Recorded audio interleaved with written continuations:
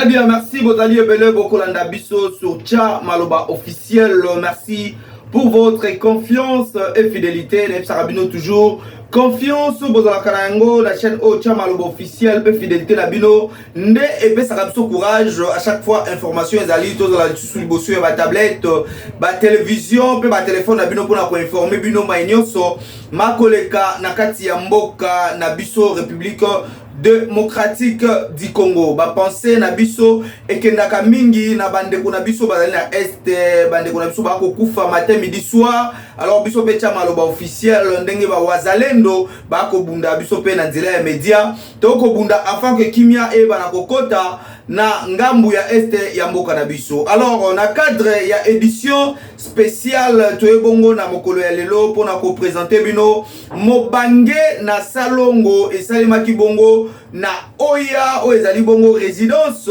ya mokonzi ya mboka Félix Antoine Tshisekedi Tshilombo bakisela kai beton Mukwa ntombolo ndenge bana ikisasa balinga kobenga ye. Alors esengeli boye ba ete bandeko ya front de jeunes pour les sursauts patriotiques o ekamba makabongo na mwana mboka Timothée Lenoir Efika bazalaki wana basalaki salongo yango na ndenge ya kosakana te. Boyebike Timothée Lenoir ye babenga ka bongo le général de la rue cette étoile atalisaki ki cette étoile na ye pe kuna na mosala ya makasi o esalemaki na oya. Alors TV ezali radio te tokotiki la bido na édition spéciale oyo bolanda ndenge nini salongo yango elekaki botala pe ndenge ndeko Timothée Lenoir ye moko azalaki na kati ya masolo. Donc azalaki kaka wana te pona kopesa ba ordre kasi azalaki pe wana pona kosala mosala elongo na bandeko ya kambaka ya front de jeunes pour le sursaut patriotique. Donc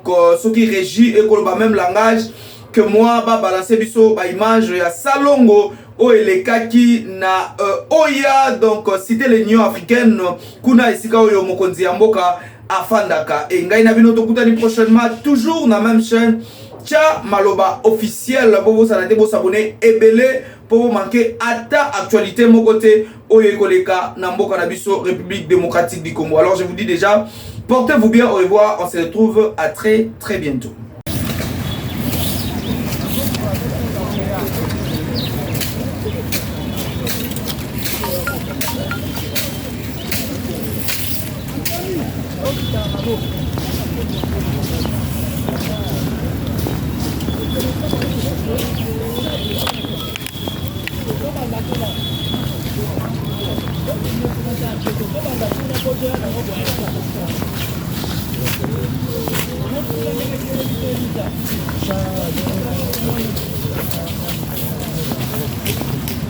Maana kuna batnabiso.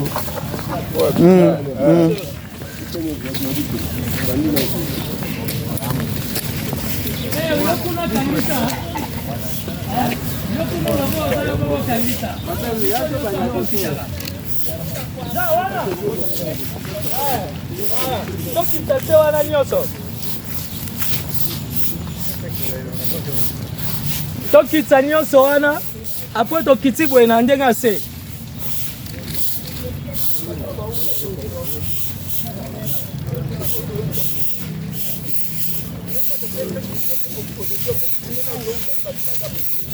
tala yaga yoga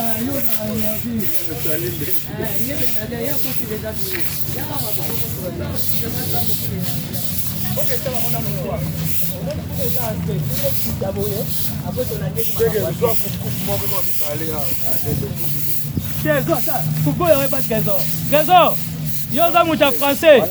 Ah voilà les 7 pour notre tracé. OK. Ça la zone coupe tout ça pour notre chai pour kuna. Bah ils sont ici, ils ont moko kuna pour renforcer côté. Pour ça to kitisi awa. OK, ici je suis là na serviette la nini. Na bossa nya ona mutuka.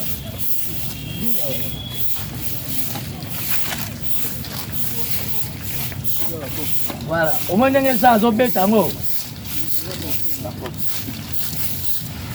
Jacques, kitsango bongo siko to benda ngo na rato.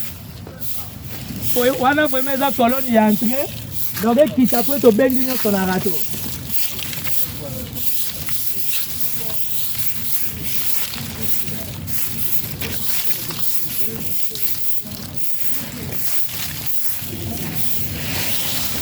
Sénégalais.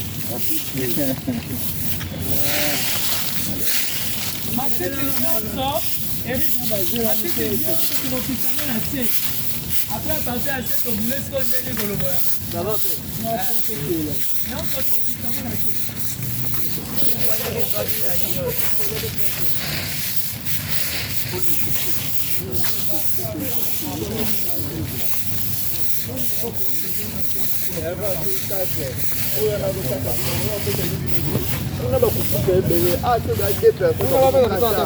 a awe kuti na minute awe umela te avec des coupes awe. Ah, des coupes.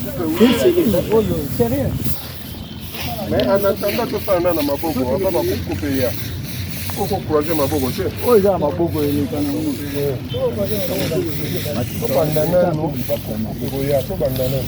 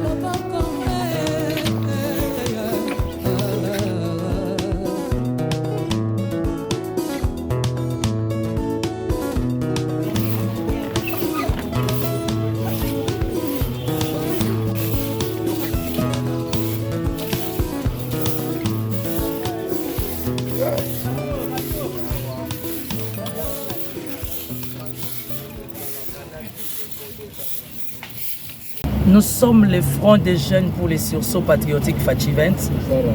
Dans le cadre de nos objectifs, nous avons hier organisé une rencontre citoyenne afin de faire l'assainissement dans les esplanades de l'OIA. Vous êtes sans ignorer que la semaine dernière, nous étions au Palais de la Nation et cette semaine, nous avons jugé bon de le faire à l'OIA. Nous savons que beaucoup de gens se plaignent, se posent des questions. Pourquoi seulement le Palais de la Nation? Pourquoi seulement l'OIA? C'est parce que oui, nous voulons nous rendre visibles. Et puis de deux, c'est parce que derrière ça, nous avons des objectifs.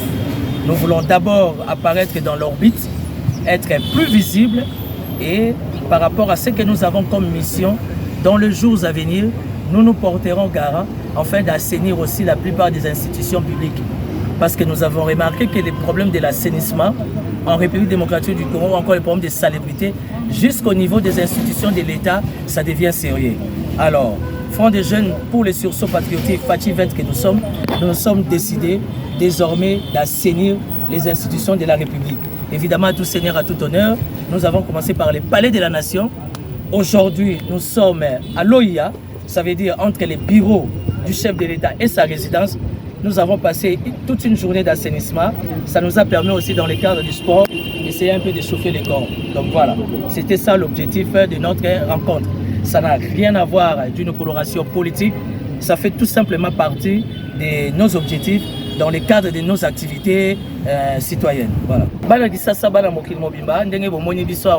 Nous allons Front des Jeunes pour les sursauts patriotiques FATI20. Semaine dernière, Tokendaki, la cadre d'objectif Nabiso, pour assainir, pour combola, na lingala nde balobaka Palais de la Nation. Semaine oyo lelo, pour la date ya lelo samedi le 11 mai 2024, toyaki ko assainir esplanade ya OIA.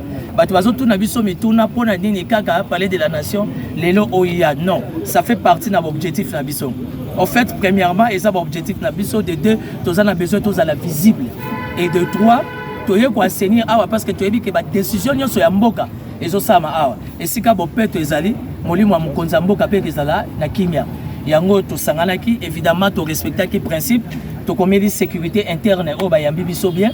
Félicitations à la garde républicaine Banamoura, bayambi biso bien. On avait réservé copie la conseiller spécial en matière de sécurité parce que le périmètre est purement sécuritaire. Bourgmestre Yangali Mazwaki Mukanda. Commandant ya siati la police angalema azwaki mukanda. Donc tozaba o babengaka tozaba respectueux ya ba texte to yena ndenge na biso moko ta tanki ba fasciste, mais on a informé les autorités. Mais tozi mokano mususu ezali été désormais na ba moyen na biso moko interne to kotala ndenge nini ko assainir ba institution dans le cadre ya kokombola parce que tu as remarqué que l'institution publique mingele qui salité et si ka bo sotezali likanisia bien yakate et si ka bo sotezali et si ka diabulu azalaka ya wana biso to lever option ya ko kombola kana mingi na ba institution afin que ba bourgmestre ba chef du quartier na gouverneur ya sika ba on ba responsabilité pour na ba place mosusu donc to tondi botondi na sécurité interne nde ba yamba biso to moni bana munga bazaka kanda eza lokuta ba yambi biso to seki to réserver qui mikanda pour que tu vas kozala en ordre par rapport à des questions de sécurité. Donc merci. Nous allons accompagner Bisso Presse, Front des jeunes pour les sursauts patriotiques, Fati 20, Bisso Yon Esplanade de Oya. Ça veut dire prochainement, tu vas Merci.